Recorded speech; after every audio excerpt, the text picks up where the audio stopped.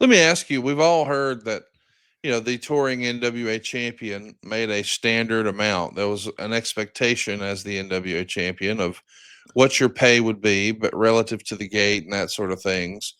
Do you think Vince had some sort of champion's pay model in mind, or was his more of a main event pay model? Or, I mean, we've heard the NWA version forever.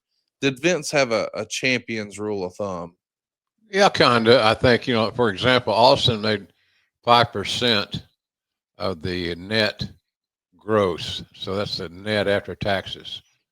So if that number was $100,000 gate, that makes 5 grand. That's pretty easy math.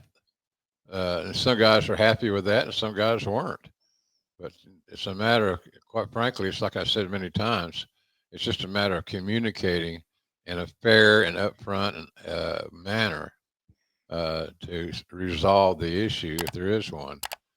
So, but nowadays it seems like talents are more used to this discretionary money. They understand somewhat the formula that's utilized. You got to have some sort of formula. And like I said, Austin made 5% of the net gross as a rule, sometimes more. So it worked out pretty. It has, in my experience, which I haven't done that job in a long time, it has worked out pretty well. Let's follow up here about Austin. DB Cooper James has a great question. He says, "What was Austin's highest earning year?" Now, of course, we're not asking you to give us a dollar figure, but you were around for these peak years of the wrestling business. Do you think Austin earned more in 98, 99, 2001? Of course, 2001 is the year where at WrestleMania he's going to turn heel, but that was one of the bigger years in the history of the company. Obviously, Rock and Austin at WrestleMania 17 was, just a record breaking event. And then we did the Invasion later that year, which, although creatively maybe wasn't fulfilling, that Invasion pay per view did record business. So I'm sure merch was flying off the shelves and all that sort of stuff. But 99, before the heel turn, I could see that being his peak year. Do you remember what Austin's best year was financially? Again, not how much he made, just what calendar year it was.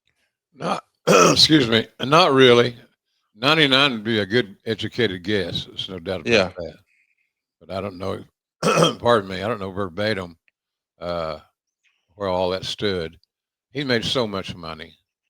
And the money he made from events, live events, certainly uh, were matched, at least matched, if not more, by the merchandise that he was earning. So, but 99 is a good place to start. Let's do talk about, that merch heel piece of business because La Flama Blanca asks a great question. Did you ever add more cheese to the Whopper when a baby face turned heel and now loses out on merch money? Jericho is famous for not wanting merch when he's a heel. Always a great listen and a speedy recovery to you. So yeah, let's talk about that. Like we know Austin is going to be doing record business in the merch category, and then we're going to turn him heel in 2001. Now we heard years later Vince allegedly would sort of push back on any suggestion that John Cena should be a heel, and I think the phrase we always heard attributed to that conversation was, "This man feeds us." I guess the idea being that John Cena was such a huge merch mover that you might be cannibalizing your business in order to turn him heel. So I get that that may have been Vince's reaction from the experiment with turning Austin heel. But do you remember that being a delicate balance of, obviously everybody wants to make as much money as they can at their job, All but right. from a merch standpoint, baby faces are going to sell more merch typically. How do you balance that when you're doing payroll? Well, you're right about you're right about the typically. Excuse me. I'm sorry. I got a frog in my throat, but you gotta look at it realistically. Austin still sold the tickets. Yeah. He still put an ass every 18 inches, and that's something important to note and to recognize. So his star power, I can remember events where he had turned heel, and then he came out on TV and he got a huge pop. So it's hard to quantify all that, Conrad, but Austin, he did great as a babyface or a heel because he was a star, and stars sell tickets. So it was just unique in that respect. He was the exception to the normal rule that when you turn somebody from babyface who's pretty hot to heel, that it was just a different equation. So it didn't cost him a lot of money to become a heel. Austin becoming a heel was Austin's call. That's what he wanted to do to fulfill his creativity. And I didn't agree with it. Like I told him the same example I say here. It's like making John Wayne a Nazi. It don't work.